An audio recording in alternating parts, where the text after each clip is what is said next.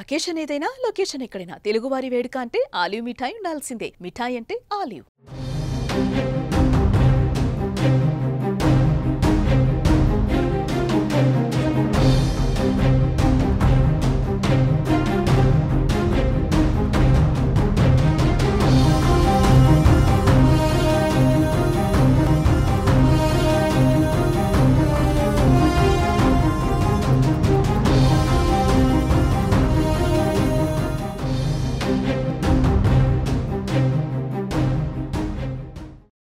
పాకిస్తాన్ భయంతో వణికిపోయింది. పాక్ సైన్యమే కాదు, ఈ రోజు పాక్ భూమి కూడా వణికింది. యుద్ధ భయంతో వణుకుతున్న పాక్ ప్రజల్ని ప్రకృతి కూడా భయపెడుతోంది. భారత్ చేపట్టిన ప్రతీకార దాడులతో అల్లాడిపోయిన పొరుగుదేశం పాకిస్తాన్ను వరుస భూకంపాలు వణికిస్తున్నాయి. శనివారం కూడా పాక్లో భూ ప్రకంపనలు సంభవించాయి. 3 రోజుల వ్యవధిలోనే తాజాగా మరోసారి అక్కడ భూమి కంపించింది.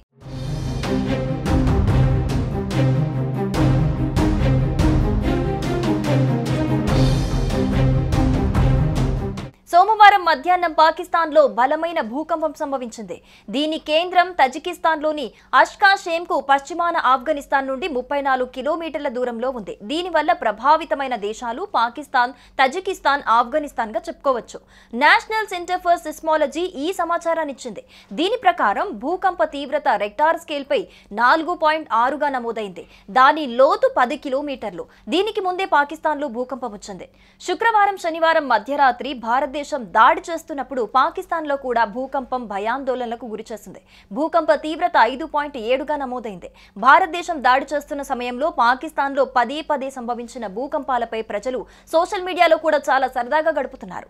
ఇటీవలి వారాల్లో పాకిస్తాన్ను తాకిన 4వ భూకంపం ఇది. మే 5న 4.2 తీవ్రతతో భూకంపం సంభవించింది. ఆఫ్ఘనిస్తాన్ సరిహద్దుకు దగ్గరగా ఉన్న ఖైబర్ పఖ్తూన్ఖ్వా ప్రావిన్స్లోని చిత్రాల్ జిల్లా సమీపంలో దీని ప్రకంపనలు సంభవించాయి. ఆ రోజు ప్రారంభంలో భారత కాలమానం ప్రకారం మధ్యాహ్నం 12:35 ఆఫ్ఘనిస్తాన్లో 4.2 తీవ్రతతో భూకంపం సంభవించింది. పాకిస్తాన్లో కూడా ప్రకంపనలు సంభవించాయి. ఏప్రిల్ 30న రాత్రి 9:58 4.4 తీవ్రతతో భూకంపం సంభవించింది. దాని లోతు 50 కిలోమీటర్లు. అత్యంత శక్తివంతమైన భూకంపం ఏప్రిల్ 12న సంభవించింది. దీని తీవ్రత రెక్టార్ స్కేల్పై 5.8గా నమోదైంది. దాని లోతు 10 కిలోమీటర్లు. ఈ భూకంపం కారణంగా చాలా ప్రాణ ఆస్తి నష్టం జరిగింది.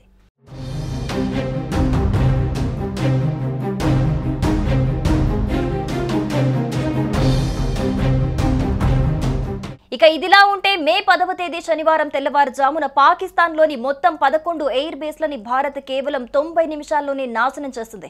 ఈ దాడిలో BrahMos వాడినట్లుగా వార్తలుస్తున్నాయి.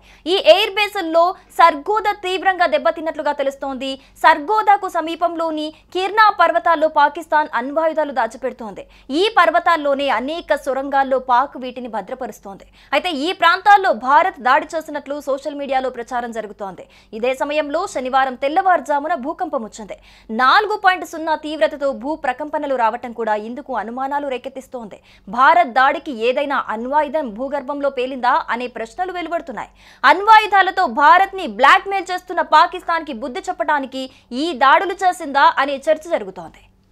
So the social media, the Twitter is abuzz with the fact that we hit a site called Kirana Hills, which is supposed to be the nuclear storage facility, and there is a lot of rumors about Sargodha. There are foreign analysts who've mentioned that the Sargodha attack led to certain leaks.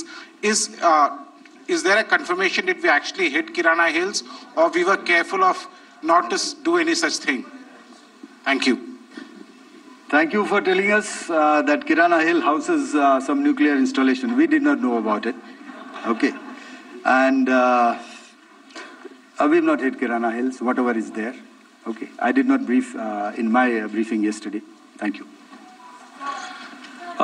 Ladies and gentlemen, thank you so much. As I said yesterday, as I said earlier and yesterday, it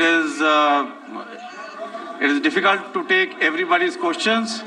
And the DGMers have to reach somewhere. Suman టీవీలో మీ personal and business promotions కోసం కింది నెంబర్కి contact చేయండి.